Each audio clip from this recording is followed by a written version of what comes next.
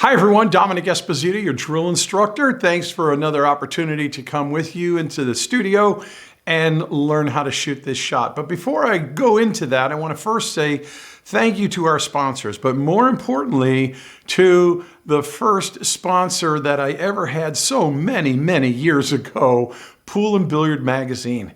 Really, after 40 years, Pool and Billiard Magazine has now graciously and gracefully come and stepped back from the billiard market. They have provided years of the greatest instructional information. The magazine specifically was formatted for the idea of providing great pool instruction. And when I was invited to become part of that team, I started with the first article called Banging Balls versus Drills. And since then, my relationship with them has been outstanding. With you, it has been thrilling, and we're going to wish all the best for Sherry as she moves forward, and for all of you as I can continue to be part of helping you build your pool playing skill life. I'm just going to continue to be honored to do that. Okay, let's get back into tonight's class. I want to show you something kind of exciting. One of the things players tell me they struggle with is finishing. Now, finishing can come in various forms. If you're playing 8-ball or 9-ball or 10-ball, you want to have a few really important skill sets that you're confident with. So here's a start, a drill that I've given you a long time ago, a 3-ball drill. If you're going to finish a 9-ball game, set up the 7, 8, and the 9, break from various positions. It doesn't require a break cue for this because if one of the balls goes in the hole, you simply want to just put it back up. So opening with our playing cue, we'll just control the position of the cue ball. There you have it. And then this could potentially be the end of any given 9-ball game. So a lot goes into trying to determine how the finish can be shot. And of course, you want to shoot the right ball and you want to shoot the ball right. Well, with a rotation game, it's a little easier because you're on the 7, you don't have a choice. But if this, and of course, if this were an 8-ball game, and there's only one stripe and one solid left, again, you'll have no choice. Whichever suit you are, you are. But in the fact that where there may be multiple balls on the table, then, of course, you have to not only just shoot the right ball, but you have to shoot that ball right. And in this case, this is going to give you the opportunity to finish 7, 8, 9. Now, you need to figure this out. And one of the key things you can do is by taking a piece of chalk and just go ahead and put a spot where the cue ball is, put a spot where the 7 ball is, put a spot where the 9 ball is, and then put a spot where the 8 ball is. Now, I'm wanting this to teach me, so I'm going to go through this run out pattern multiple times. Sometimes where I may go for the 9, sometimes where I may try to avoid the 9, sometimes where I'm going to run into the 9 just because of the setup. And those are all skill sets that I want to possess.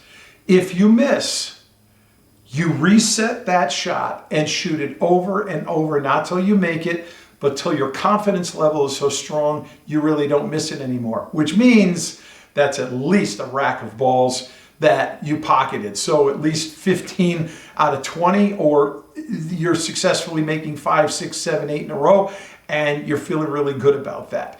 That is the way you're going to work with this finishing drill. This brings me to the next point of teaching you zone finishing. Now, there's position finishing and zone finishing. And here's what it would look like. If I wanted to position finish a shot, I might say, okay, this is where I want to be. This is where I want to be to shoot the 8-ball. And of course, that would be pretty terrific. On the other hand, if I were to use zone work, ask yourself a question. Where could that cue ball be at any given point where I could make the 8-ball? So probably anywhere from here to here. There's the zone. So instead of shooting for one particular spot, think in terms of the zone. Now, this is going to require you to have to walk around the table, which a lot of you, I don't know how you show up with concrete shoes on.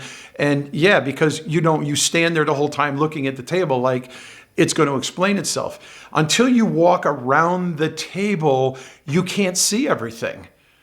That's why players say, oh, why didn't they shoot this? Or why didn't they shoot it this way? From their vantage point, they saw it better and they were probably right. But since you were on the other side of the table, you couldn't see what they saw. You've got to get around that table and see what's going on. So one of the key things I would do in this image as I see this, now remember those in your mind, here,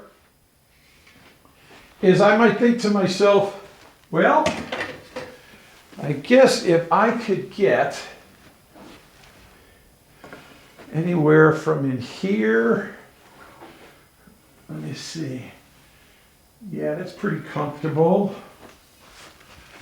Yeah, okay. So all I want to do is get past this side pocket and stay inside of this first diamond. So you see how I created that zone right there? So think in terms of zone play. This is going to give you so much more, take the pressure off, peace of mind, because you're not shooting for just a spot.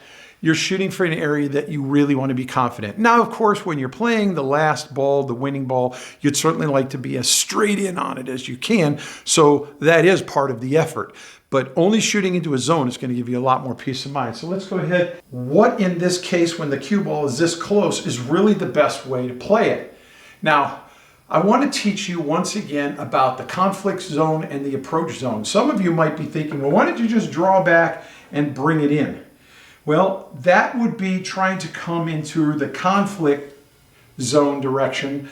When I come in from the front, I'm coming in from the approach zone. Think of a plane coming in and doing its approach to the runway. Because even if I miss my zone a little high or even a little low, I'd rather be coming in this way here instead of being stuck somewhere here, and now I just have almost a straight in shot of the 8-ball. So I want to continue to come in through that zone. So once again, I'm at 2 tips of top with a half a tip of outside. Now I'm beginning to like that much more. But you're not done. And this is where most pool players start to get satisfied. If you did that 1 or 2 more times, you'll stop. You're not pushing yourself past that comfort zone that, oh yeah, I think I know that shot. You've got to push past that. As you do these 3-ball runouts, you're going to work with a variety of setups to get from one ball to the other. It's not how many times you can get through the 3-ball rack. It's how many times the 3-ball rack can reveal to you a pattern of one ball to another that you struggle with. And this is the result of learning how to finish. It's letting the drill teach you where your skill set is good and where your skill set is not so good. And then don't just shoot the shot until you've made it, but shoot the shot until you're confident you won't overmiss it. Try several variations on that same shot to determine what you're either most comfortable with, what you're capable of, because in other game scenarios, the opponent may have their own other balls on the table, and you may need to use a different ball path. So if you go to the drillinstructor.us, you can look up the book, The 52 Last 2-Ball Drills. It's packed with the finishing of the last 2 balls in the highest percentile of game finishing ending shots and the multiple ways that you could potentially shoot that shot depending on the game you're playing. Okay, hey, thanks to all of you who are buying sliders. They are fabulous. Right now, we're still promoting that if you buy a pack of sliders, you're getting an extra pack in the bundle free. So all of you, aim straight, shoot straight, split the pockets. That's the drill instructor way. And I'll look forward to seeing you next time. Bye-bye and God bless you.